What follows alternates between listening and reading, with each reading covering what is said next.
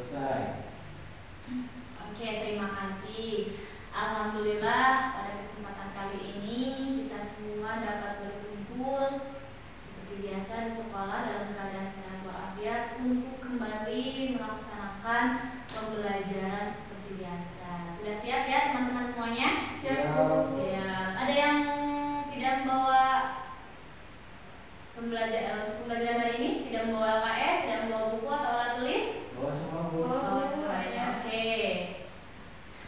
Sebelumnya Ibu absen dulu ya. Baik, Bu. Baik. Ayu? Hadir, Bu. Hadir. Agus? Hadir. Bagja? Bagja izin, Bu. Kemana? Urusan keluarga katanya. Oh iya, urusan keluarga. Bagja jarang masuk ya? Iya. Oke. Sebelumnya kita mengulas dulu tentang materi pada minggu lalu. Ada yang masih ingat? Teman-teman? Ya, saat berjamaah. Sholat wajib. Salat wajib. Oh, sholat wajib. Oke, ternyata ada yang masih ingat dan Iya. ada juga yang sudah lupa kembali. Nah, pada minggu lalu kita telah melaksanakan pembelajaran dengan tema sholat wajib. Coba Ibu tanya, sholat wajib itu ada berapa waktu? 5. Ada 5 waktu. Apa aja? Subuh. Subuh, lalu zuhur, lalu asar, lalu maghrib, isya. Nah, sholat yang 5 waktu itu jumlah rakaatnya ada berapa? Ada 17. Ada 17. Oh, ada yang udah lupa juga ya. Ini ada yang udah ketemu aja nih, belum siap. Oke, sholat wajib itu jumlah rakaatnya ada 17. Nah, sebagaimana yang telah kita pelajari pada minggu lalu, yang kita ketahui bahwa setiap muslim itu wajib melaksanakan sholat wajib. Kenapa? Itu merupakan perintah dari Allah dan sebagaimana dikatakan dalam suatu hadis bahwa perintah dari Allah dan sebagaimana dikatakan dalam suatu hadis bahwa as-sholatu imaduddin. Sholat itu adalah tihannya agama. Sekarang bagaimana agama kita mau berdiri jika tihannya aja tidak kokoh? Makanya sholat wajib itu harus selalu dilaksanakan, jangan sampai tertinggal. Nah, pada kesempatan kali ini, pada hari ini kita akan belajar tentang sholat berjamaah dan sholat munfarid. Nah, Ibu harap kalian semua setelah melakukan pembelajaran ini, kalian dapat mengetahui tentang pengertian sholat berjamaah, pengertian sholat munfarid, perbedaannya apa, syarat-syarat sholat berjamaah itu harus seperti apa, itu ya. Nah, sebelumnya ada yang suka sholat berjamaah? Alhamdulillah. Mungkin ada yang suka ikut ke masjid ya sama orang tuanya atau sholat berjamaah di rumah dengan orang tua ya. Nah, itu sholat berjamaah harus kita biasakan juga ya, jangan sampai kita tinggalkan. Usahakan satu hari itu harus ada sholat, kita lakukan sholat berjamaah. Nah, pada kesempatan kali ini biasanya kan ibu yang selalu menjelaskan pada kalian ya. Dan sebelumnya LKS-nya ada yang belum dibuka? Buka dulu LKS-nya. Sudah LKS-nya buka? Ada di halaman 20. Silahkan, ada di halaman 20. Nah, ya, di sana sudah ada ya. Bisa kalian lihat di sana judulnya sholat berjamaah dan sholat munfarid. Oke. Nah, pada kali ini pembelajaran kita kali ini, Ibu tidak akan selalu ngabaceo, tidak akan selalu menjelaskan di depan, tapi silakan kalian bagi kelompok, lalu nanti kalian berdiskusi dengan kelompoknya masing-masing. Silakan kalian identifikasi, kalian lihat ada satu hadis di sana ya, di halaman 20 tentang sholat berjamaah. Silakan kalian diskusikan tentang perbedaan sholat berjamaah dan sholat munfarid. Lalu apa saja syarat-syarat sholat berjamaah, apa saja perbedaannya tadi, pengertiannya. Jadi sholat berjamaah ini apa nih? Gitu ya. Nah, setelah itu, setelah kalian diskusi, nanti kalian tentukan salah satu teman kalian untuk menjadi juru bicara dan menyampaikan hasil diskusinya. Lalu nanti antar kelompok silakan boleh saling bertanya jawab. Bagaimana dapat dipahami?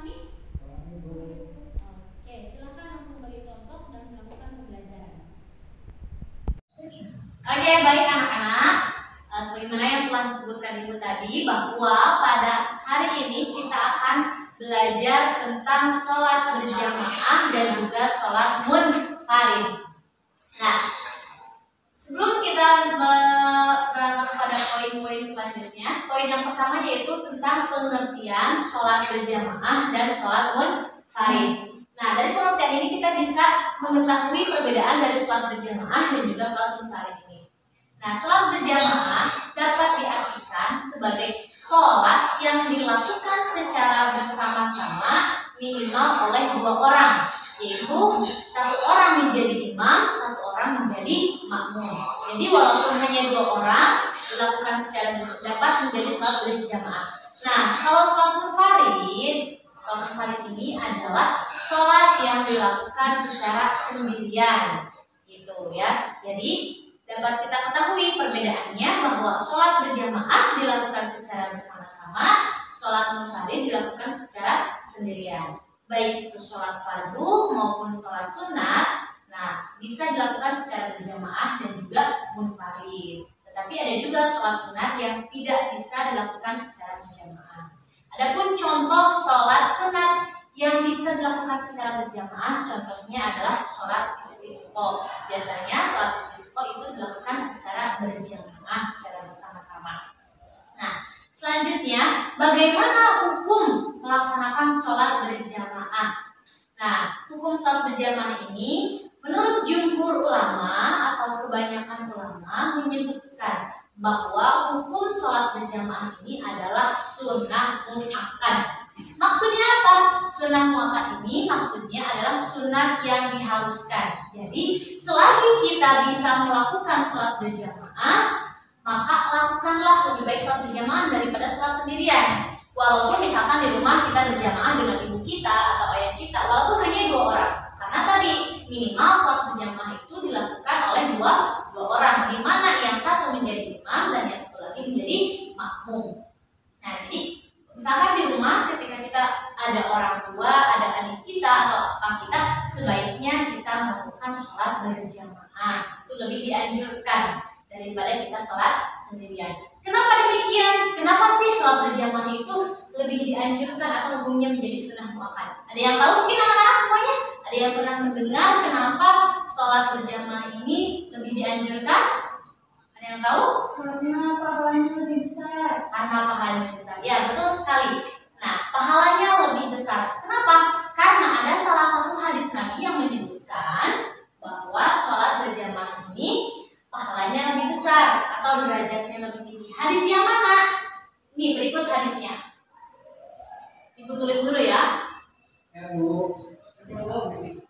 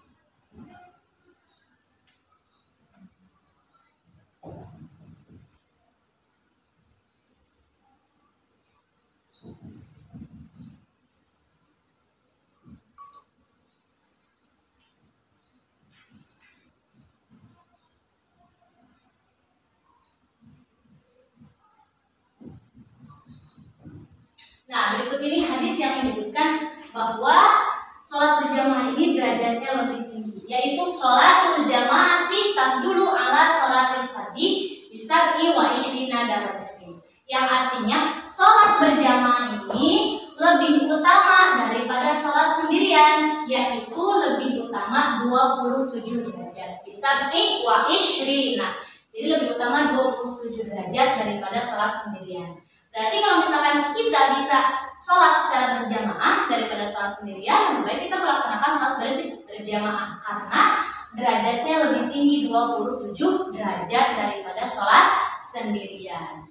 Nah, tetapi dalam melaksanakan sholat berjamaah tentunya ada syarat-syarat tertentu. Tidak boleh sembarangan kita melaksanakan sholat berjamaah. Misalkan kita sholat berjamaah dengan adik kita, karena adik kita berjenis kelamin laki-laki tetapi umurnya masih kecil, maka siapa yang harus jadi imam?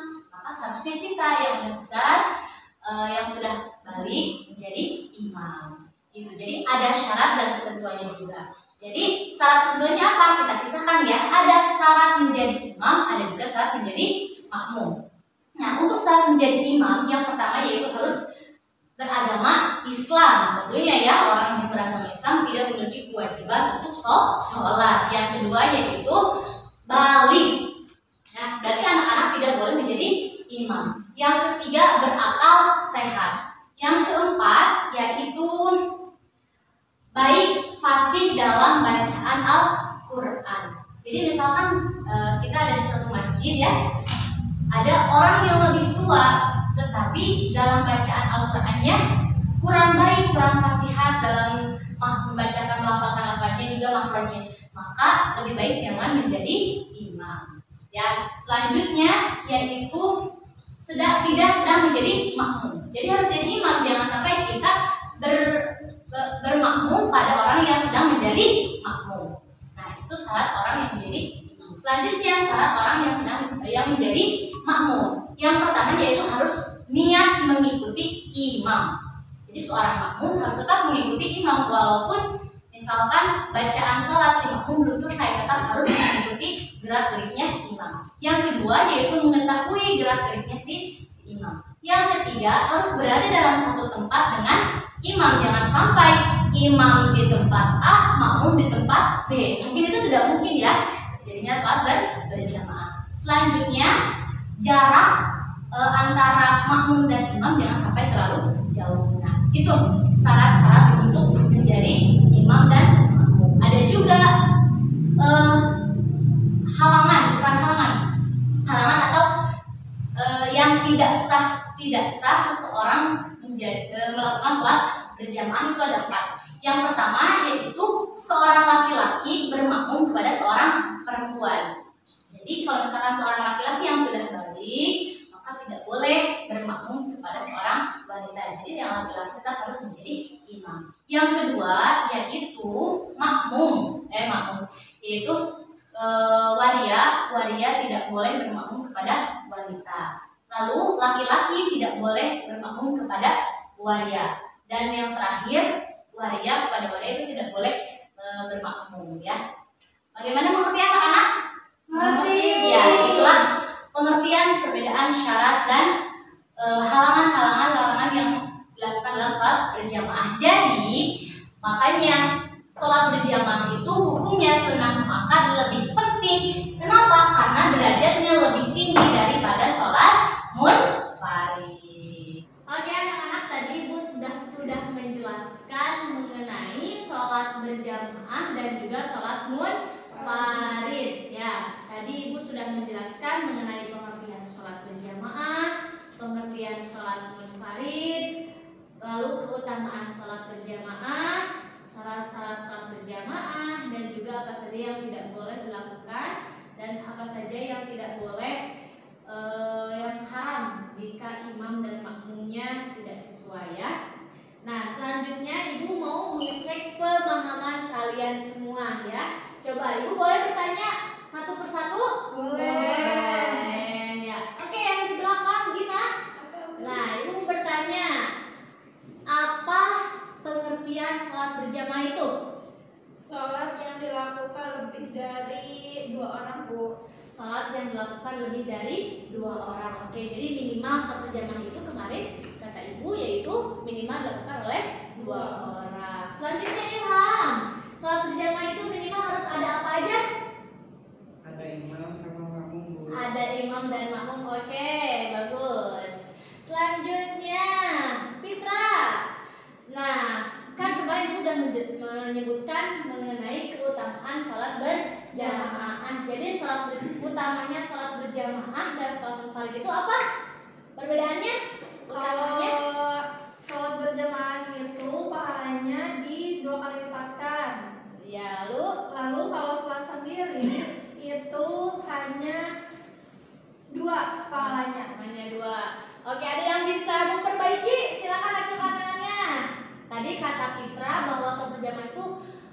di 2 kali lipatkan. Ada yang memperbaiki?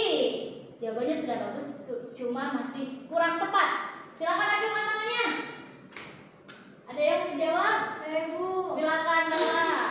Kalau sholat berjamaah, keutamaannya lebih tinggi. Contohnya derajat atau pahala yang didapatkan itu 27 derajat. Iya betul. Sedangkan munfarid hanya pasti kurang dari pahala tersebut. Iya bagus. Jadi keutamaannya itu yaitu sholat berjamaah itu derajatnya lebih tinggi 27 derajat daripada sholat sendirian. Jadi kalau misalkan kita di rumah ada orang tua kita dan kita, lebih baik kita melakukan sholat secara berjamaah ya, atau bisa kita ikut berjamaah di masjid. Nah sekarang ibu bertanya kepada kalian semua, hukum sholat berjamaah itu apa? Sunnah? Sunnah muakkad. Iya, sunnah muakkad. Sunnah muakkad itu apa?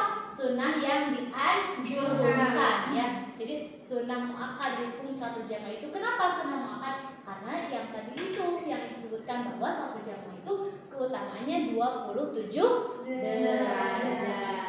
Nah, kemarin ibu sudah menyebutkan tentang syarat menjadi imam ya. Yang pertama yaitu syarat menjadi imam itu harus Islam. Yang kedua harus balik. Yang ketiga harus berakal, betul. Yang keempat harus apa? Fasih dalam membaca Al-Quran. Nah sekarang setelah ibu dari tadi bertanya ke kalian, sekarang silakan kalian siapkan pertanyaan. Masing-masing siswa satu pertanyaan. Yang udah selesai nanti boleh lanjut bertanya ke ibu ya. Silakan. Ibu kasih waktu 2 menit dari sekarang.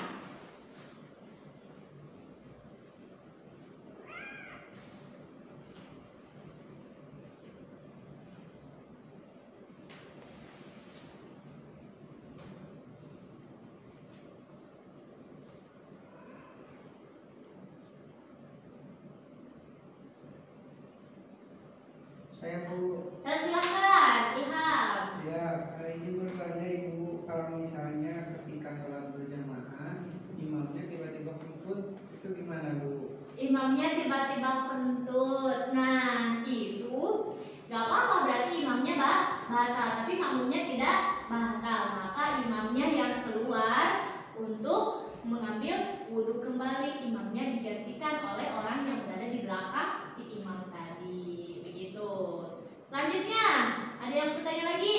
Ini bertanya Bu. Iya, silakan. Kalau misalkan imamnya lupa bacaan atau gerakan, gimana cara ngasih taunya ya Bu? Nah, bagus sekali nih. Kalau imam lupa bacaan, misalkan salah membaca surat ya, atau ayatnya salah, misalkan dari ayat kedua surat An-Nas jadi loncat ke surat Al-Falaq ya, misalkan. Maka ngasih taunya gimana? Kalau untuk perempuan biasanya menepuk tangannya seperti ini. Nah, kalau untuk laki-laki biasanya satu orang menyebutkan subhanallah. Tapi dalam menyebutkan subhanallah tersebut jangan sampai dalam hatinya niat untuk membaca tasbih. Begitu. Ada lagi yang bertanya? Ada tuh. Ya. Gimana caranya buat kita masuk ke barisan berjamaah kalau kita masbuk?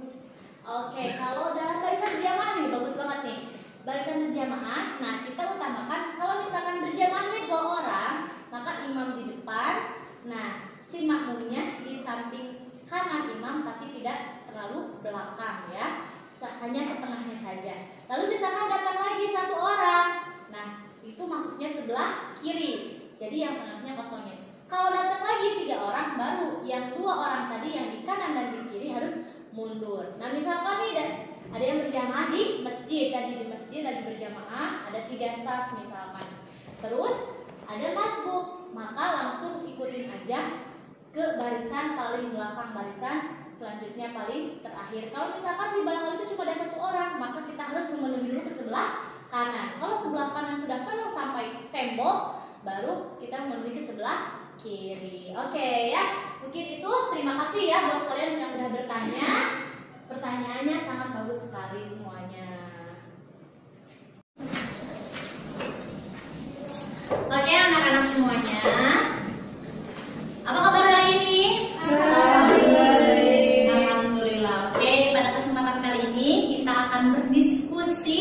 mengenai sholat berjamaah. Ya, berdiskusinya tentang apa? Kita akan berdiskusi tentang kelebihan sholat berjamaah.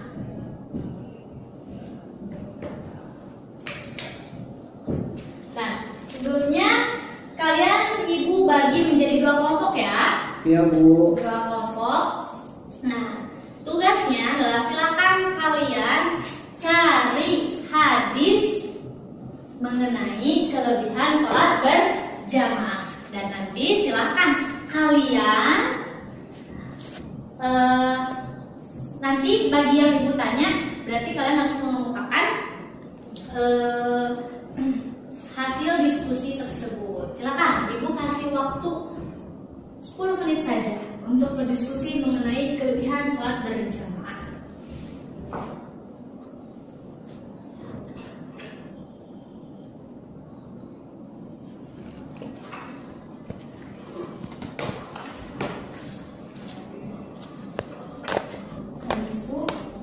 Kelebihan sama keutamaan sama. Kelebihan dan keutamaan sama. Hadis. Kelompok 1 Bu. Kelompok 1 sudah siap? Silahkan sampaikan tugasnya. Baik, di sini ada satu hadis yang diriwayatkan oleh Imam Bukhari Bu, nomor 426 dari sahabat Abu Hurairah. Rasulullah Shallallahu Alaihi Wasallam bersabda, al malaikatu tusanna ala ahadikum madama fi masallahu ladhi sanna fihi ma lam yuhdith taqulu Allahumma ghfir lahu Allahumma arhamhu. Nah, di sini di hadis ini dijelaskan bahwa para malaikat itu selalu memberi sholawat atau mendoakan kepada salah seorang dari kalian selama ia masih di tempat ia sholat dan belum berhadas. Malaikat berkata, ya Allah, ampunilah dia, ya Allah, rahmatilah dia. Jadi intinya dari hadis ini yaitu tentang seorang yang sedang sholat berjamaah Bu. Nah, ketika seorang sholat berjamaah itu, malaikat itu mendoakan orang yang sedang sholat berjamaah itu. Nah, yang kedua itu ada dari hadis riwayat Imam Tirmizi Bu. Di sini menerangkan tentang yang sholat bisa berjamaah, maka ia mendapatkan pahala sholat setengah malam katanya Bu. Oke, terima kasih jawabannya kelompok 1. Luar biasa ya. Berarti kelebihannya yaitu kita akan diberi ampunan oleh Allah SWT. Juga kita akan bagi orang yang melaksanakan sholat bisa secara berjamaah, kita akan mendapatkan pahala sholat setengah malam. Selanjutnya kelompok 2, silahkan. Bismillahirrahmanirrahim. Wa qala sallallahu alaihi wasallam, salatul jamaah kita taqbulu salatal fardhi bi sab'i wa isyrina darajah. Artinya Nabi Shallallahu Alaihi Wasallam bersabda, salat berjamaah lebih utama daripada salat sendirian 27 derajat. Hadis ini diriwayatkan oleh Imam Malik, Imam Ahmad, Imam Al-Bukhari, Imam Muslim, Imam At-Tirmizi, Imam Ibnu Majah, dan Imam An-Nasai. Oke, bagus sekali jawabannya, betul. Kelebihan sholat berjamaah ya dari hadis tersebut yaitu bahwa orang yang melaksanakan sholat berjamaah derajatnya lebih tinggi 27 derajat daripada orang yang sholat sendirian. Nah, dengan demikian, mengapa hukum sholat berjamaah ini sunnah muakkad atau sunnah yang sangat dianjurkan? Karena itu kelebihannya itu 27 derajat daripada sholat sendirian. Anak semuanya, pada pertemuan kali ini kita akan melaksanakan diskusi kelompok. Nah, sebelum kita mulai diskusi, Ibu harap teman-teman semua bisa membagi kelompok menjadi 3. Jadi kelompok 1, kelompok 2, kelompok 3 dan seterusnya ya. Silakan teman-teman berhitung semua menjadi 3 kelompok ya. Nah, setelah terbagi menjadi 3 kelompok, silahkan kalian buka buku LKS juga buku paketnya. Lalu kalian amati dan diskusikan mengenai syarat dan ketentuan sholat berjamaah ya. Pada pertemuan sebelumnya Ibu sudah menjelaskan mengenai pengertian sholat berjamaah. Nah, sekarang ini silahkan teman-teman semua analisis dan amati tentang syarat dan ketentuan sholat berjamaah. Nah, nanti setelah teman-teman menganalisis, silahkan kalian paparkan hasil diskusi kelompok kalian satu persatu. Bagaimana dapat dipahami? Insya Allah. Oke, silakan Ibu kasih waktu untuk kalian berdiskusi selama 15 menit. Silakan diskusi ya.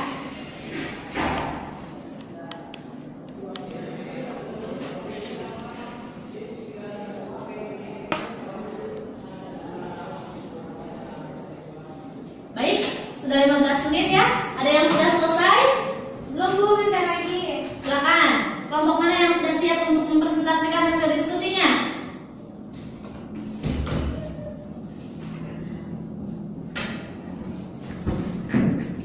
Kelompok 1 sudah siap? Siap Bu. Silakan. Siapa yang akan Mana, Bu? mempresentasikan? Di sini aja. Ya, di sana saja. Ya. Pengertian sholat berjamaah adalah sholat yang dilakukan oleh dipimpin oleh imam dan ada makmumnya. Terus untuk hukum sholat berjamaah itu sunnah muakkad ya. Terus keutamanya banyak banget Bu. Misalkan contohnya ini derajatnya atau pahalanya lebih banyak dibanding kita sholat sendirian. Oke. Iya. Oke, bagus, luar biasa. Selanjutnya kelompok 2 atau kelompok 3 dulu nih? Oh, kelompok 2 silakan. Oke, sholat berjamaah adalah sholat yang dilakukan secara bersama-sama, minimal itu 2 orang ya Bu. Jadi Ya. yang satu jadi imam dan yang satu jadi makmum. Oke. Nah, pahala sholat berjamaah itu lebih besar daripada sholat sendirian atau munfarid. Oke. Terus sholat berjamaah itu tidak melulu harus dilakukan dengan imam. Dengan imam seorang laki-laki, tapi juga bisa di imam itu bisa seorang perempuan. Jika kita sholatnya bersama perempuan, sama perempuan. Begitu Bu. Oke, bagus ya. Berarti ada tambahan ya dari kelompok 2 bahwa imam itu tidak harus laki-laki, boleh juga seorang perempuan asalkan makmumnya juga seorang perempuan. Oke, silakan kelompok 3. Baik Bu, izin memaparkan pendapat dari kelompok 3 bahwa tadi mengenai syarat dan ketentuan daripada sholat berjamaah itu, yang pertama harus beragama Islam, yang kedua balik, yang ketiga berjenis kelamin, baik itu laki-laki atau perempuan, Ya. begitu. Terus yang keempat berakal sehat, jadi tidak boleh gila Bu. Iya, betul sekali. Begitu yang bisa disampaikan oleh kelompok 3, selebihnya sudah disampaikan oleh kelompok 2 dan kelompok 1. Oke, bagus sekali hasil diskusinya teman-teman semuanya bahwa ketentuan dan syarat sholat berjamaah itu sholat berjamaah dilakukan oleh 2 orang, ada imam dan juga makmum. Imam dan makmumnya juga memiliki syarat dan ketentuan tersendiri ya. Oke, anak-anak semuanya ya. Pada minggu sebelumnya Ibu sudah menjelaskan materi tentang sholat berjamaah. Nah, sekarang kita lanjutkan masih berkaitan dengan sholat berjamaah ya. Pada pertemuan sebelumnya ya, Ibu sudah menjelaskan mengenai pengertian sholat berjamaah, yaitu sholat yang dilakukan secara bersama-sama, minimal dilakukan oleh 2 orang atau lebih ya, di mana 2 orang tersebut terdiri dari imam dan makmum ya. Jadi mau 2 orang atau lebih harus ada yang menjadi imam, juga harus ada yang menjadi makmumnya. Nah, selanjutnya disebutkan bahwa hukum sholat berjamaah itu yaitu sunnah muakkad. Yaitu sunnah muakkad itu adalah sunnah yang dianjurkan. Jadi sholat berjamaah ini sangat dianjurkan sekali oleh hukum agama. Kenapa? Karena di dalam salah satu hadis Rasulullah SAW menyebutkan bahwa keutamaan sholat berjamaah dibanding sholat sendirian itu lebih utama 27 derajat lebih tinggi. Jadi daripada kita sholat sendirian di rumah, kalau misalkan ada ibu, ayah, atau kita punya adik, punya kakak, lebih baik kita ajak untuk sholat berjamaah agar pahalanya lebih besar 27 derajat. Nah, dalam melakukan sholat berjamaah ada syarat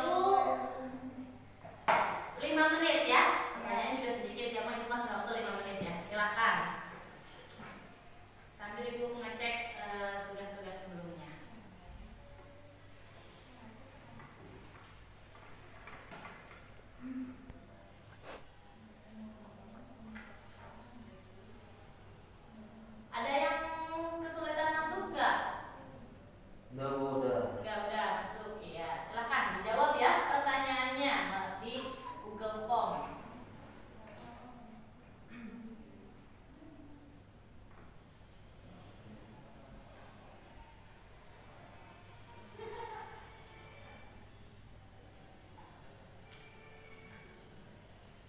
Udah bu. Oh, oke, baca udah selesai. Ya. Bila udah selesai belum? Oke, masih ada yang lain yang belum selesai ya. Ditunggu dulu yang udah selesai.